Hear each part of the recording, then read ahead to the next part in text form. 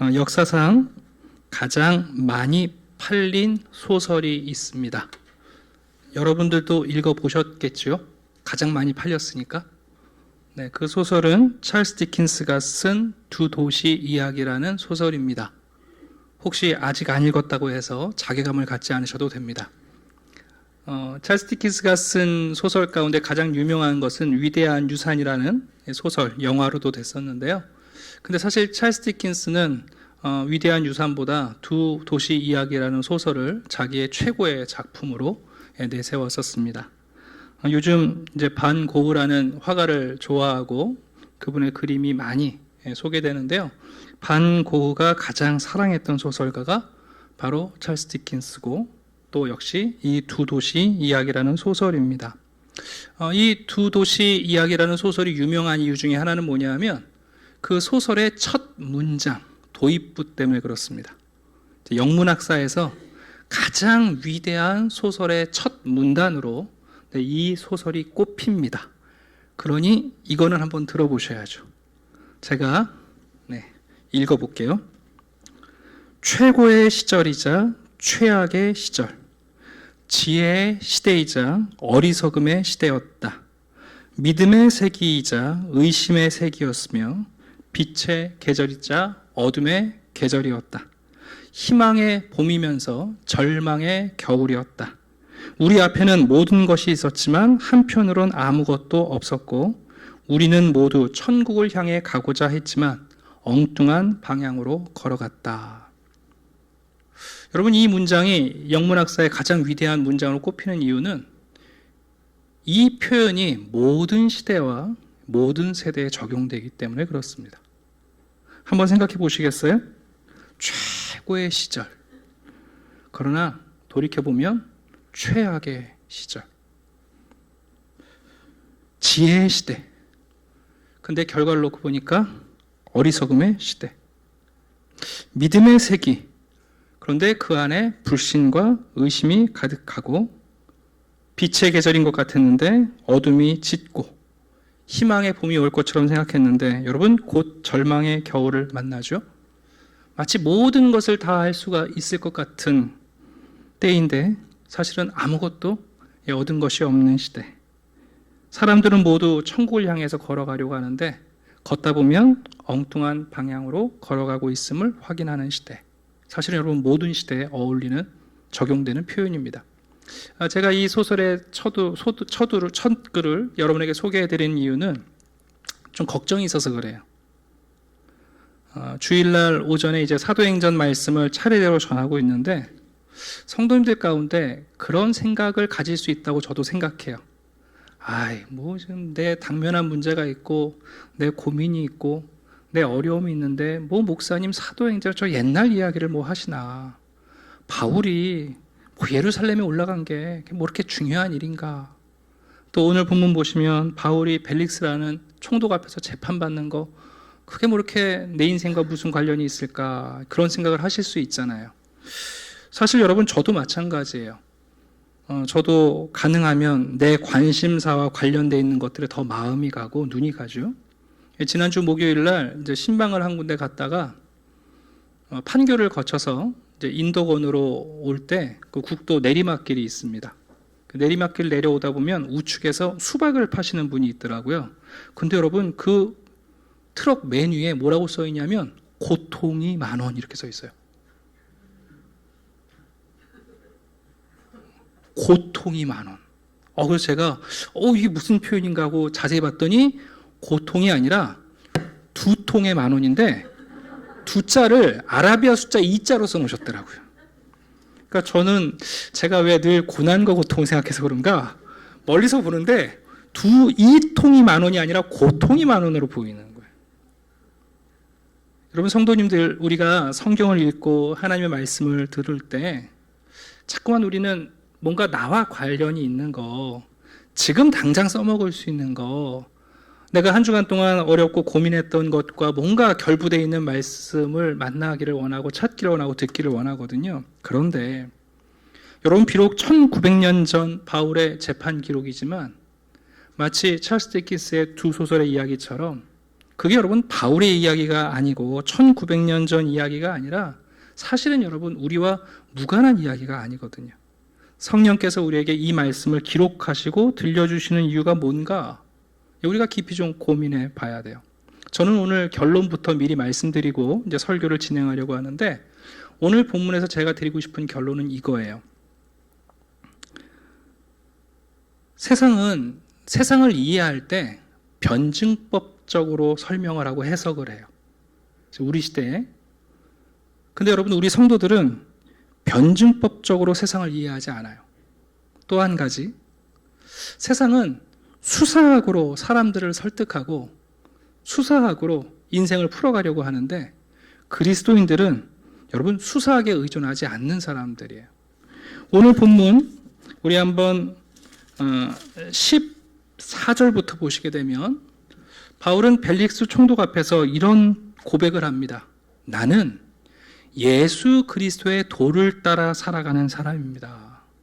나는 하나님을 섬기는 사람이고 나는 성경 말씀을 다 믿고 나는 부활의 소망을 가지고 있고 그래서 하나님과 사람들에 대하여 항상 여기 방점이 있어요. 내가 하나님에 대하여 사람들에 대하여 항상 양심의 거리낌이 없이 살려 합니다. 여러분 성도는 변증법적으로 인생을 풀어가지 않습니다. 우리는 하나님의 섭리의 일관성을 믿는 사람들이고 우리는 말을 잘해서 수사학으로 위기를 모면하고 문제를 풀어가는 사람들이 아니라 오늘 본문에 바울이 고백하는 것처럼 믿음과 소망과 사랑이 떨어지지 않는다는 것을 믿고 믿음, 소망, 사랑의 일관성, 항상의 삶을 추구하는 사람들입니다. 그게 오늘 제가 여러분들에게 전하려는 진리입니다. 꼭 기억하십시오. 세상은 이 세상에 벌어지는 모든 일을 자꾸만 변증법적으로 해석해요.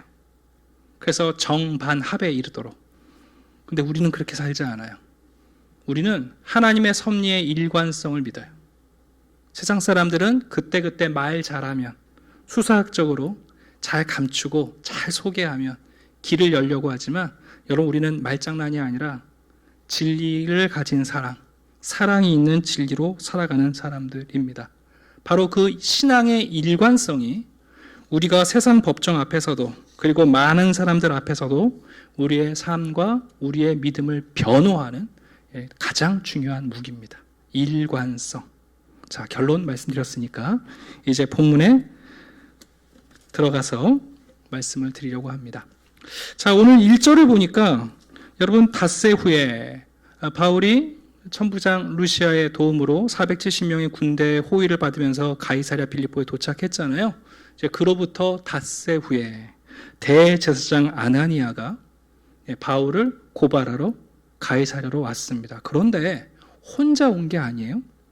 사내들인 공연을 데리고 왔으면서도 아주 중요한 인물 한 사람을 더 데리고 와요. 그게 누구냐면 유명한 변호사 더들로라는 사람이에요. 이분은 요즘 우리나라식으로 말하면 무슨 모앤모 이래가지고 유명한 법무사 있잖아요. 아주 귀족들만 전문으로 변호하고 귀족들의 이익을 대변하는 매우 유명한 변호사였어요. 이 더들로라는 이름은 로마식 이름입니다만은 이 사람은 유대인이었고요. 헬라어에 능통한 사람이고 당대 수사학에 아주 일가견이 있는 사람이에요. 실제 고전 수사학 책에 사도행전 24장이 고대 수사학의 예로 담겨 있습니다. 그러니까 이 더들로의 고발 내용을 보면 이런 수사학으로 고발하고 변호하는구나 하는 것을 알게 돼요. 자, 왜 아나니아 대제사장이 이 더들로라는 사람을 대동했을까요? 대제사장이 무식해서요? 자기가 바울 고발 못해서요? 아니에요. 벨릭스라는 사람이 매우 독특한 인물이기 때문에 그래요. 당시 총독이었던 벨릭스는요, 아주 실력 있는 행정가였고 그리고 능숙하고 한편으로 매우 잔인한 재판관이에요. 제가 벨릭스에 대해서 크게 세 가지를 좀 소개해드리려고 하는데 아주 매력적인 인물입니다.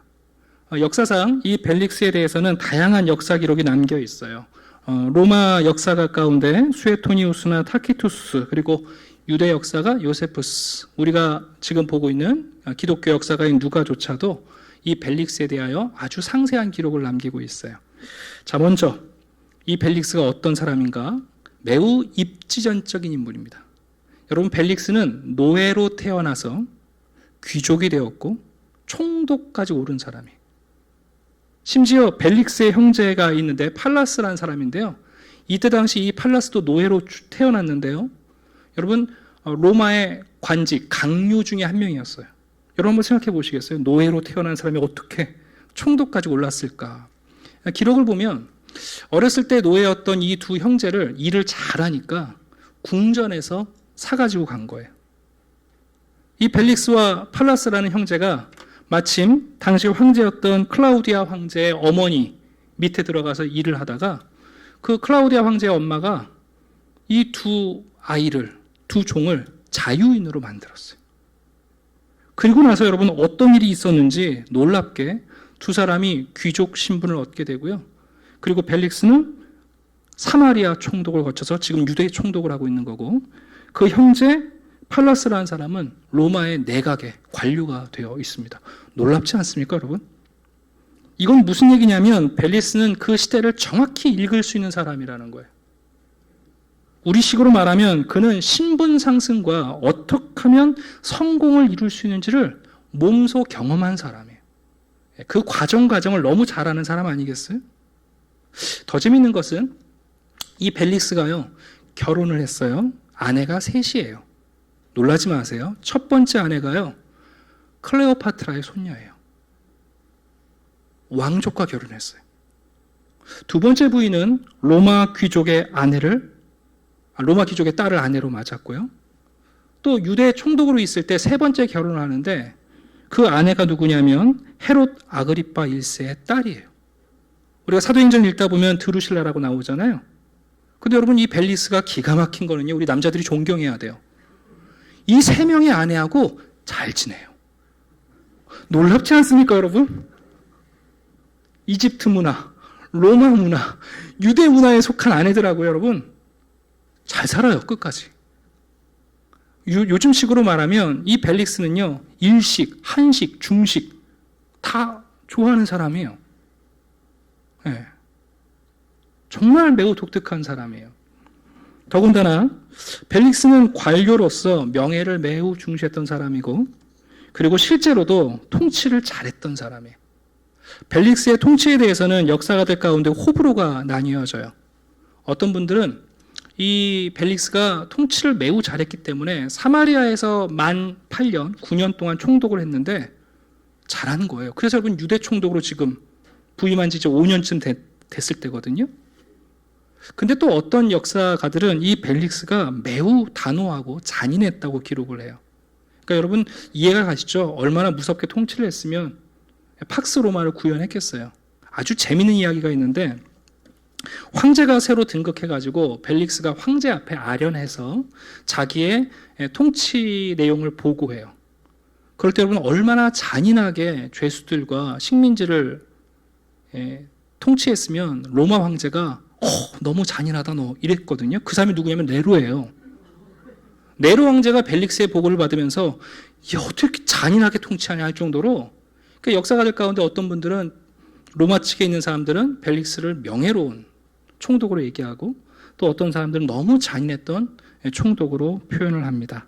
여러분, 바로 이 사람이 지금 재판관입니다. 만만한 사람이 아닙니다. 노예로 태어나서 여러분 총독 자리에 오는 사람. 이 사람을 여러분 속일 수 있겠어요? 얼마나 매섭겠어요, 여러분. 더군다나 사마리아에서 8년 동안 총독을 했고요. 지금 유대 5년째 통치하는 사람이에요. 유대 문화와 사마리아의 갈등을 다 아는 사람입니다. 그러니까 대제사장 아나니아가 자기 실력으로 안 되는 거예요. 그래서 전문 변호사인 더들로를 데리고 왔어요. 이 더들로는 어떤 사람인가? 정말 수사하게 능통한 사람이에요. 이 사람은 죄가 없는 사람도 잘 고소장을 만들어서 죄인 만들 수 있는 사람이고, 심지어 여러분 죄인도 이 사람이 변호하면 무죄로 풀려낼 만한 실력이 있는 사람이죠. 그게 실력인지는 모르겠지만. 네. 그래서 이 더들로를 데리고 올라온 거예요. 자, 여러분 3절부터 보시게 되면 드디어 더들로의 고발하는 내용이 고대 수사학의 모범처럼 소개되어 있습니다. 한번 소개해 드릴게요. 자, 고대 수사학에서는 연설을 시작할 때, 변론을 시작할 때 청중에게 칭찬을 하면서 시작하라 이렇게 가르쳐요. 뭐 요즘도 그렇잖아요. 연사들이 와서 청중들에게 먼저 칭찬부터 하잖아요. 네. 근데 여러분 이 더들로가 벨릭스를 얼마나 기가 막히게 칭찬하는지 한번 들어보시겠어요? 벨릭스 각하여, 우리가 당신을 힘입어 태평을 누리고 있습니다. 네. 당신 때문에 세상이 평화롭습니다. 이 민족이 당신의 선견으로 말미암아 여러 가지로 개선되었습니다. 당신이 통치하기 전에는 우리가 미개했는데 당신이 5년 동안 다스리는 동안 우리 유대가 아주 융성했습니다. 어느 모양이나 어느 곳에서나 당신의 통치의 능력이 펼쳐지지 않은 곳이 없습니다. 압권은 뭐냐면 여러분, 당신의 선견으로 말미암아 이런 표현이에요. 우리나라 개혁성경은 차마 그렇게 번역할 수가 없어서 비슷한 선견으로 번역했는데 헬라의 원어의 뜻은요, 섭리예요. 여러분 더들로는 유대인입니다. 유대인들은 섭리라는 말은 하나님께만 쓰는 말이에요. 무슨 얘기냐 하면 더들로가 벨릭스를 어떻게 칭송하고 있냐면 당신은 신이십니다 이렇게 지금 하고 있는 거예요. 여러분 사람들 칭찬할 때요, 보통 칭찬하면 별로 기분 좋아하지 않아요. 그죠? 그래서 사람들 칭찬하는 게 이렇게 어렵지 않아요. 신으로 대접해주면 다 좋아해요. 사도행전에 보니까 여러분들도 기억하실지 모르겠는데 사도행전 12장에서 헤롯 아그리빠가 어떻게 죽었는지 우리가 살펴봤잖아요. 헤롯 아그리빠가 갈치처럼 반짝이는 옷 입고 나타나가지고 연설할 때 아북군들이 뭐라고 그래요? 야, 이거는 신의 목소리요, 사람의 목소리가 아닙니다. 그럼 여러분 우쭐해지는 거죠. 사랑하는 여자에게 넌 너무 이뻐 그러면 만족 못해요. 천사 같아 이래야 되거든요. 그렇지 않아요 여러분? 어떤 걸 할 때 우리가 누군가를 칭송할 때, 사람들을 칭찬할 때 여러분 남신과 여신처럼 추앙할 때 그제서야 사람들이 만족을 하거든요. 이 더들로가 알아요. 그러니까 벨릭스한테 당신은 신과 같습니다. 하나님께만 쓰는 섭리라는 단어를 벨릭스에게 적용해서 당신의 섭리 덕분에 유대가 평화롭습니다 하고 칭찬을 합니다. 아마 벨릭스가 마음이 많이 좋았을 거예요. 자, 수사학의 두 번째, 이제 본론인 고발의 내용을 고소합니다. 자, 바울에 대해서 두 가지를 고발하는데, 첫 번째는 바울은 천하의 유대인들을 소욕해 하는 사람, 소요라는 말은 반란을 일으킨다는 뜻이에요. 다시 말씀드리면 바울은 공공의 적, 대중의 적입니다 하고 지금 소개하는 거예요. 여러분 이 내용을 잘 들어보시면 우리 시대에도 어떻게 사람을 모함하고 어떻게 사람을 고소할 수 있는지 놀라운 비밀이 담겨 있어요. 어떤 죄인을 그 죄의 범죄자로 얘기하는 게 아니라 대중의 적으로 만드는 거죠. 공공의 적으로 만드는 거예요. 그리고 한 걸음 더 나아가 그 사람을 경멸의 대상으로 만드는 거죠. 그 내용이 뭐냐면 바로 괴수, 나사렛 이단의 우두머리입니다. 이게 지금 이 더들로가 쓰고 있는 전략이에요. 벨릭스 각하, 이 바울이라는 사람은 대중의 적입니다. 공공의 적입니다. 그리고 이 사람은 아주 혐오스러운 사람인데 우리가 그렇게 싫어하는 이단, 나사렛 예수를 믿는 이단의 우두머리입니다 하고 바울을 고소합니다. 자, 그럼 여러분 고발하고 나서 그 근거를 대야 될 거 아니에요. 자, 근거를 뭐라고 대냐 하면 이렇게 얘기해요. 6절. 그는 성전을 더럽게 하려 함으로 우리가 잡았사오니. 자, 여기서 여러분 아주 여러분들 가운데 논리적인 분들은 뭔가 이상하다고 생각할 거예요. 고발은 무슨 고발이냐면 정치적인 고발을 해놓고 그 고발의 근거를 신학적인 내용을 근거로 내세워요. 이게 모순이거든요. 근데 수사학에서는 이런 논리적 모순을 통해서 오히려 상대를 설득할 수 있다고 가르쳐요. 그래서 여러분 바울의 죄목, 근거를 성전을 더럽히려고 해서 우리가 그를 잡았습니다. 그리고는 마지막에 상대방에게 확신을 주는 거죠. 그게 뭐냐면 우리가 이 바울을 이렇게 평가했는데 벨릭스 당신은 똑똑한 사람이니까 당신이 직접 신문에 보시면 우리 말이 틀리지 않은 거 알 겁니다. 이렇게 설득을 하는 거예요. 이게 이제 수사학의 방법인데요. 아주 간단하게 말씀드리면 이런 거예요. 자, 어떤 내용을 얘기하기 전에 그 말을 듣는 사람들을 칭찬해 주는 거죠. 당신은 똑똑한 사람이고, 당신은 모르는 게 없고, 당신 분별력 있는 사람입니다. 칭찬해 주고 나서, 그리고 나서 어떤 사람을 대중의 적과 혐오스러운 사람으로 소개해 버리는 거예요. 근거는 뭐냐? 전혀 관계없는 내용들을 그냥 나열하면 돼요. 이 죄와 관계없는 것들을 쭉 나열하고 나서 당신도 한번 경험해 보면 내 말이 맞다는 거 알 거야. 이렇게 얘기하는 거예요. 여러분, 요즘 우리 기독교가 세상에서 고소고발당하고 세상 사람들이 기독교를 공격할 때 비슷해요.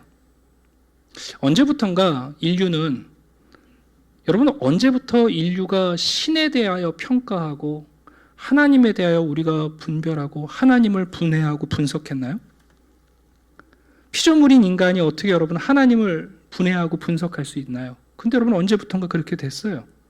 그래서 사람들은 종교를 자기가 선택한대요. 자기가 종교를 섭렵해보고 자기가 신을 선택하겠다는 거죠. 현대인들이 그렇잖아요. 네. 인간을 여러분 신처럼 추앙하잖아요. 마치 인간의 자유가 종교보다 위에 있는 것처럼 자꾸만 얘기해요. 그리고 나서 기독교를 여러분 고발하죠.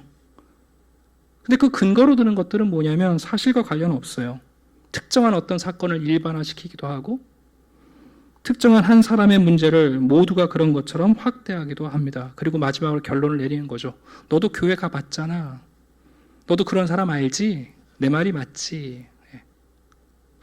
여러분, 세상이 우리의 신앙과 우리의 믿음과 우리 그리스도인들을 고소고발할 때 비슷한 방법을 씁니다. 자, 이제 더들로의 고발이 끝났고요. 이제 바울이 변호할 차례가 됐어요. 10절을 보니까 총독이 바울한테도 야, 너 변호해봐라 하고 고개짓을 합니다. 바울도 똑같은 구성으로 변호를 합니다. 자, 첫 번째, 뭐 해야 된다고요? 청중을 칭찬해야 되잖아요. 자, 근데 바울은 벨릭스를 칭찬하는 게 아니라 벨릭스의 실력을 인정해주고 벨릭스가 재판관으로서 당연히 권리가 있다고 그를 존중해 줍니다. 10절 한번 보십시오. 그가 대답하되 당신이 여러 해 전부터 이 민족의 재판장 된 것을 내가 압니다. 당신은 사마리아 총독으로 지난 8년 동안 그리고 유대 총독으로 5년 동안 유대의 재판을 오랫동안 해오셨습니다. 충분히 이 재판을 판별할 수 있습니다. 바울이 인정해요. 바울이 존중합니다. 그러므로 내가 기꺼이 당신 앞에 변호하겠습니다. 바울은 과도하게 칭찬하지 않습니다. 칭송하지 않습니다. 그러나 벨릭스를 인정하고 존중합니다.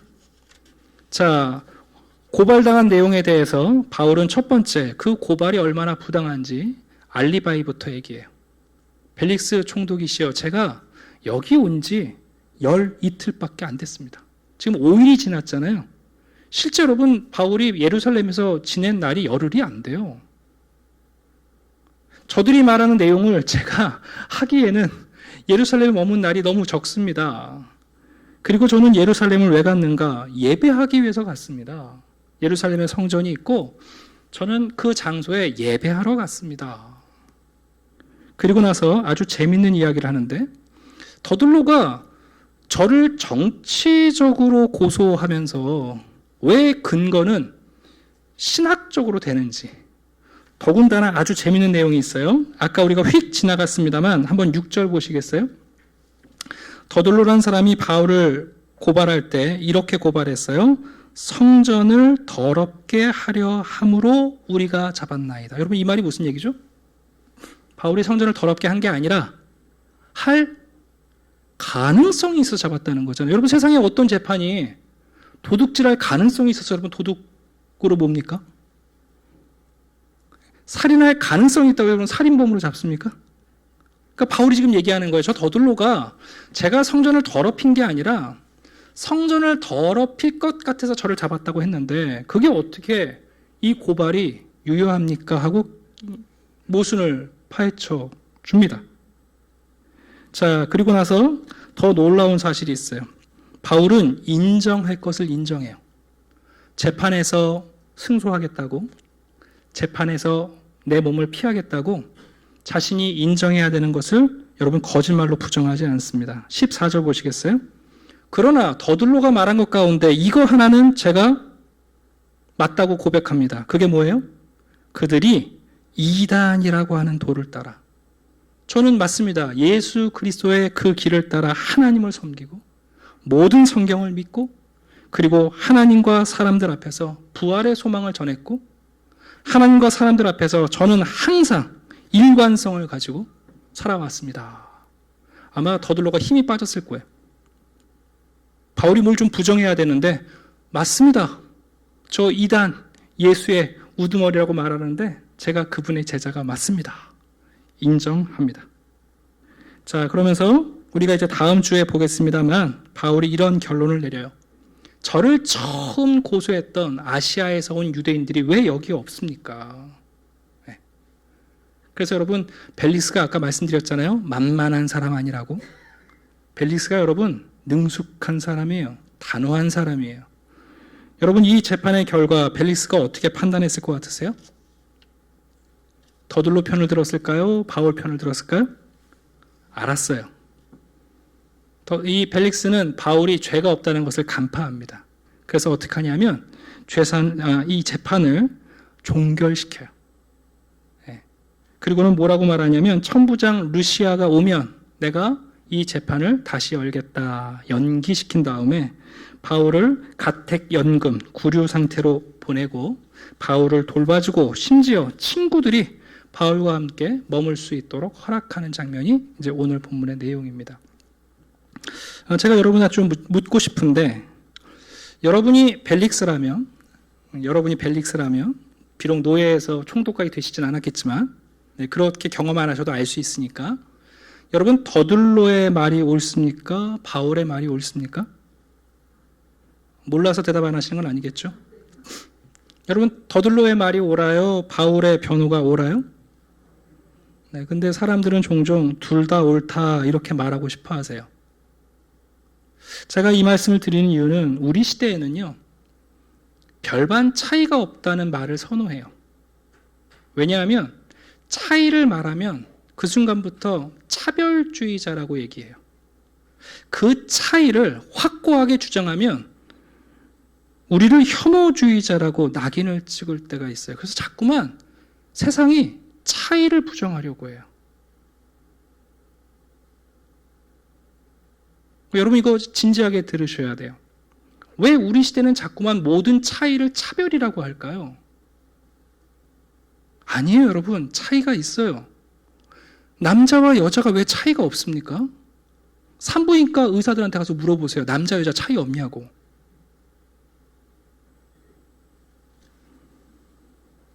그렇다면 여러분, 예수님을 메시아라고 고백하면 옳은 말입니까? 틀린 말입니까? 예수 그리스도를 메시아로 고백하는 사람이나 그렇게 믿지 않는 사람이나 차이가 없습니까? 여러분 예수 그리스도를 믿는 사람과 예수 그리스도를 구주로 고백하지 않는 사람이 차이가 없나요? 있습니다, 여러분. 오늘날 우리는 진리에 대하여 진리의 중요성을 자꾸만 무시해요. 우리 시대는 진리를 추구하지 않고 진심을 추구해요. 잘 들어보세요. 사람들은 진리가 중요하지 않고 진심이 중요하다고 생각을 해요. R.C. 스프라일 목사님께서 이렇게 우리 시대를 통찰력 있게 고발하셨어요. 오늘날 진심만 있다면 무엇을 믿든 상관없다는 문화 속에서 살아간다. 하지만 사탄에게도 진심은 있다. 그는 진심으로 그리스도를 미워하며 그리스도께서 옳다 하시는 모든 것을 진심으로 미워한다. 여러분 더둘로가 이 변호 진심으로 했을 겁니다. 여러분 진심과 진리는 다른 거거든요. 여러분 정말 제가 묻는 건데 진심이 중요해요? 진리가 중요해요? 네. 근데 사람들은 진심에 감동해요. 여러분, 우리가 진리를 말할 때 그 진리에 사랑이 없으면 사람들이 다 싫어하거든요. 야, 진리는 맞는 것 같은데 거기 사랑이 없어. 거꾸로 한번 해보세요. 여러분, 진리가 없는 사랑이 얼마나 무시무시한지 한번 생각해 보세요. 근데 우리는 사랑도 진심만 있으면 된대요. 아니에요, 여러분. 진리가 없는 사랑은요, 정말 무시무시한 거예요. 그래서 기독교는 진리와 사랑을 분리하는 괴물을 얘기하지 않아요. 진실만 있으면 된다? 아니에요, 여러분. 반드시 진리가 포함되어 있어야 해요. 사도 바울처럼 여러분 사랑이 많은 사람이 어디 있습니까? 자기 동족들을 위하여 자기의 구원조차 포기하려고 했던 사람이에요. 동족들을 사랑해서 예루살렘에 왔고 유대인들에게 그리스도를 전하기 위해서 온갖 미움을 받은 사람이에요. 그러나 바울은 이 재판에서 진리를 포기하지 않아요. 더들로가 한 말 다 틀립니다만은 한 가지는 맞습니다. 예, 저들이 이단이라고 말하는 그리스도의 도를 따르는 사람 바로 접니다. 저는 그 예수 그리스도를 믿고 하나님의 말씀을 믿고 그분 안에 있는 부활을 소망으로 믿는 사람이고, 그래서 하나님과 사람들을 사랑하고 하나님과 사람들의 그 진리를 타협하지 않는 사람들입니다 하고 바울이 고백하고 있는 거예요. 말씀을 좀 정리해 드리려고 합니다. 우리 시대에는 세상의 모든 문제를 어떻게 해석하냐 하면 정반합이라는 변증법적으로 해석해요. 어느 순간부터 우리가 거기에 익숙해요. 정치도 마찬가지잖아요. 여당과 야당이 정반, 그 가운데서 뭔가 합일체를 만들어가는 것처럼 역사가 그렇게 흘러간다고 생각한단 말이에요. 특히 우리 젊은이들은요, 그렇게 역사 해석을 배워왔어요. 그러나 여러분, 성경은 그렇게 가르치지 않습니다. 역사는 변증법적으로 흘러가지 않습니다. 하나님의 섭리로 흘러갑니다. 하나님의 일관성으로 역사가 흘러가는 것이지 정반합의 결과로 역사가 흘러가는 게 아닙니다. 그래서 성도는 인생을 살아갈 때 변증법적 삶을 살아가는 게 아니라 하나님의 섭리와 진리를 따라 살아갑니다. 더 중요한 것은 뭐냐 하면 우리 시대 사람들은 말 잘하면요, 위기도 모면하고 말 잘하면 없던 떡도 생겨요. 오늘날 언론이나 SNS나 댓글 다는 거 보세요, 여러분. 온갖 말잔치가 벌어져요. 그러나 그리스도인들은 수사하게 의지해서 삶을 살아가는 사람들이 아니라 우리는 하나님의 말씀과 우리들의 삶의 일관성을 가지고 살아가는 사람들이에요. 세상이 변증법과 수사학적 방식으로 우리를 고발하고 진리를 부정하고 진실만을 말할지 모르지만 여러분, 우리 성도들은요, 하나님의 섭리의 일관성, 그리고 믿음과 소망과 사랑이 분리될 수 없다는 우리들의 삶의 일관성을 가지고 살아가고, 그게 우리의 변론이에요.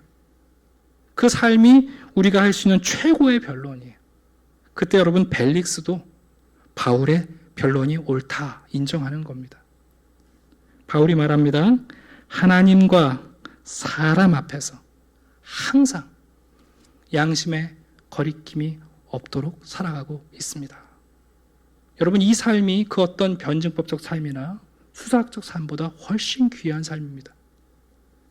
오늘 설교가 좀 낯서시고 어려울 수도 있는데요, 부디 바라기는 우리 시대의 정신을 잘 이해하시고 또 정반합의 좌로 우로 움직이는 삶이 아니라 이 말 저 말, 듣기 좋은 말, 진심 어린 말, 칭찬의 말, 거기에 현혹되지 마시고 우리 믿음, 소망, 사랑의 신앙의 일관성을 지켜가시는 복된 분들이 되기를 주님의 이름으로 축원합니다.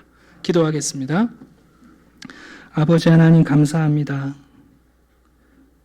하나님께서 역사를 주관하십니다. 역사는 온갖 암투와 전쟁과 정반합의 합일로 이루어지는 역사가 아니라 하나님이 주도하시는, 하나님이 섭리하시는 구속사임을 깨닫게 해 주시옵소서. 온갖 말들로 사람들의 마음을 움직이고 거짓도 진리로, 진리를 거짓으로 바꿀 수 있는 수사학의 시대, 우리 성도들에게는 그 입술에 우리들의 생각 가운데 일관성을 갖게 하셔서 우리가 믿는 믿음과 진리 안에서 행하는 사랑과 부활이라는 참된 변화의 소망을 잃어버리지 않고 그 삶을 초지일관 유지하는 바른 변증과 변화의 삶을 살게 도와 주시옵소서. 아버지 하나님, 믿음으로 살아간다는 것이 무엇인지 바울과 또 주의 말씀을 통하여 깨닫게 하시고 오늘도 세상에 나아가 당당하게 이 삶을 선택하는 복된 성도들이 되게 해 주시옵소서. 감사드리며 예수 그리스도 이름으로 기도드립니다. 아멘.